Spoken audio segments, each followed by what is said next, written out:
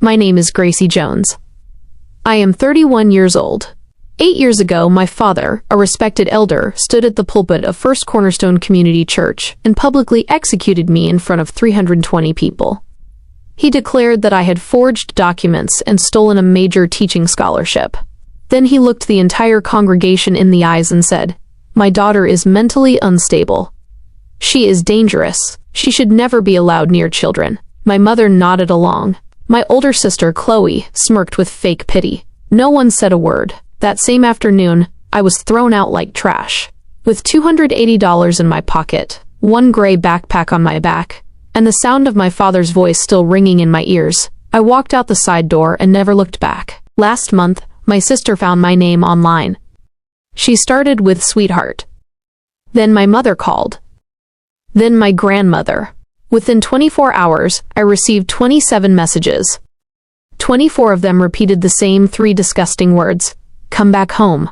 But the other 3 came from inside their own house. And those 3 messages just lit a match under the entire lie they had built for 8 years. To understand what those 3 messages did to a lie 8 years in the making, you have to go back to the Sunday I have never fully told anyone about. It was August 20th, 2017, in Springfield, Illinois. The last morning I stood inside my father's house. Wallace Jones, my father, did not tell me at breakfast that he was going to destroy me by lunch. He didn't have to, I already knew. He had been adjusting his navy tie for 3 days. He had been walking past me without meeting my eyes for 3 days. He had been on the phone in his study with the door locked for 3 days. And every time my mother Diane brought his coffee in, she came back out and would not look at me either. 3 days earlier, I had come home from the coffee shop where I worked all summer, a place called the Blue Door on the east side, where I served lattes to Springfield Rotary Club members who tipped in nickels. I laid a cream-colored envelope on the kitchen counter. It had a small green wax seal. It said Beacon Educator Fellowship in black serif on the corner. I had won a scholarship, $16,200 a year for 2 years to complete my master's in education at Boston College. I had already signed my acceptance letter for Roxbury Preparatory Charter School. I had a job. I had a fellowship. I had a way out that did not require anyone in that house. I said I got it. My mother said, "Oh, honey." My sister Chloe, who was standing at the sink washing a plate that was already clean, did not look up. She picked up the envelope and read the first paragraph, then the second, then the small print at the bottom. Her lips stopped moving, and then she smiled her practiced smile.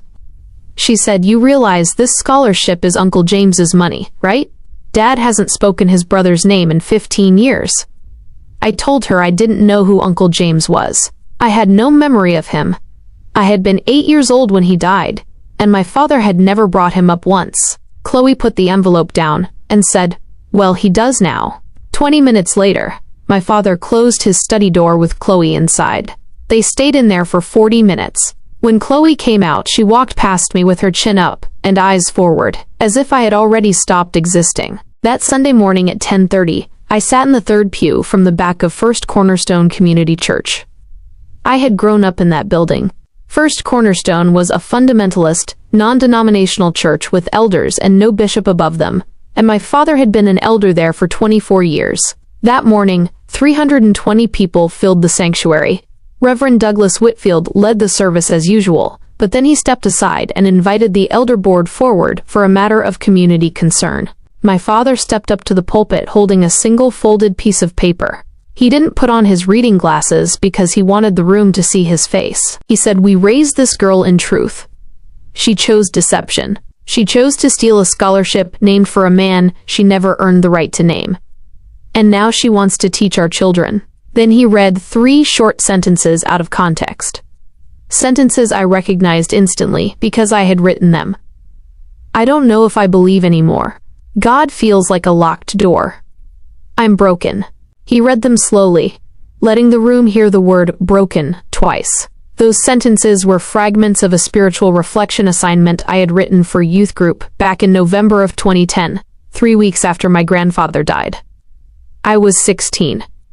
I had turned it in a sealed envelope. I had burned my own copy years later after seeing Chloe going through my things, but Chloe had kept a photocopy. She had kept it for 7 years, waiting for the right moment. My father folded the page back up, looked at the congregation, and said, "My daughter is mentally unstable. She is dangerous. She should never be allowed near children." The room did not gasp. In an elder-led church, correction from a senior elder is accepted as a service. I looked at Chloe 4 rows ahead of me. She turned around, met my eyes, and smiled that practiced smile. Chin down 4 degrees, corners of the mouth pulled slightly back, looking sympathetic, loving, and public. I did not stand up, and I did not cry. I walked out the side door into the 91-degree August heat. At 4:17 that afternoon, I was in my bedroom, with my gray backpack open on the bed. My father stood in the doorway, and my mother stood behind him, crying into a dish towel. He said, "If you walk out this house tonight, you don't come back. Not this door. Not any door. And don't you dare use his brother's money." I opened my desk drawer and took out a small black USB stick that held my award letter, my transcript, and 3 photographs of a man named James Beckett Jones I had never gotten to meet. I took $280 in cash from a coffee tin, walked out the front door, and headed to the Greyhound station. The journey to Boston took 26 hours on 4 buses. Somewhere between Cleveland and Albany, a 71-year-old retired postal worker named Miss Odessa sat down beside me. She looked at me, opened a plastic container with a chicken sandwich, 2 hard-boiled eggs, and a $5 bill folded twice underneath, and closed her hands over mine. She said, "Eat.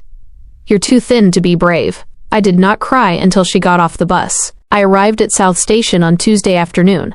That first night, I sat on the granite steps of the Boston Public Library. At 3:14 a.m., a police officer walked over slowly and asked if I was okay. I told him I was waiting for the library to open. He looked at my backpack and my shoes and said, "Okay, ma'am, you want me to come check on you at 6? He was the first man in a uniform who had ever looked at me and asked what I needed instead of what I owed. The next morning, I walked to the fellowship office. The assistant director looked at the photographs of my Uncle James, standing in a 4th-grade classroom, smiled and said, "Your uncle would be proud." She arranged 5 nights of guest housing and confirmed my program. By Sunday, I was sitting in a graduate dorm with a new notebook. On the first page, I wrote 4 words: "I do not go back." Boston became mine by inches. I got a job at Callahan Booksellers, where the owner, Peter Callahan, hired me on the spot. I worked there for 6 years while teaching English during the day and attending graduate seminars at night. In March of 2019, an old Yahoo email arrived from Chloe saying, "Dad had a health scare. Come home." I had a panic attack on the library steps, where an older professor named Dr. Vivian Ashcraft sat beside me, helped me breathe, and eventually became my mentor. From late 2017 through late 2020, someone sent me a money order for exactly $50 every single month from a post office box in Bloomington, Illinois. I assumed it was an administrative overflow, but the fellowship office said it wasn't them. I used the money to buy books and never traced it back. In 2022, after one of my students went through a similar trauma with her parents exposing her private journal to a church, I decided to build a nonprofit called Second Chapter Boston to support youth facing religious abuse. In June of 2024, I recorded a TEDx talk called "What They Called Silence Was Just My Voice Being Buried." By late 2025, the video had millions of views, and I secured a major book contract for my memoir. My agent booked me as a headliner for a symposium at the Boston Public Library on Saturday, May 9, 2026. Back in 2019, I had finally learned the truth about Uncle James. I reached out to his widow, Aunt Claire. She told me that Uncle James had broken ties with my father in 1998 after standing up against the church's cruel public treatment of a teenager. My father never forgave him. Claire told me, "When he heard you got a scholarship in James's name, he chose to burn you before he would admit his brother's ghost had paid your way." By the end of 2019, I had compiled every single document that could destroy my father's story, and I locked them away in a filing cabinet. Everything changed on Sunday, March 15, 2026, at an Applebee's in Springfield. My 87-year-old grandmother, Eleanor, sat across from my father and said, "Wallace, honey, she's on the television now." She was always the one who could hold a whole book in her head. That night, Chloe frantically searched my name online and found my success, my nonprofit, and my upcoming public appearance in Boston. You see, Chloe was running a Christian lifestyle Instagram account called Rooted and Radiant.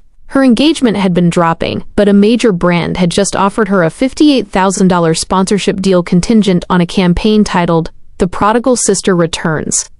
She didn't have a prodigal sister who would actually return until she found me. I was the perfect content to save her business. On Saturday, April 11th, 2026, the messages started flooding my phone. Over 24 hours, my mother, sister, grandmother, and distant relatives sent 24 messages, all demanding the same thing for their own selfish reasons.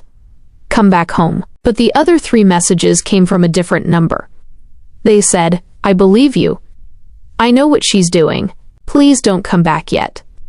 I have something to show you. Those 3 messages came from Chloe's own 23-year-old daughter, my niece, who had secretly been sending me those $50 monthly money orders for years out of her own pocket.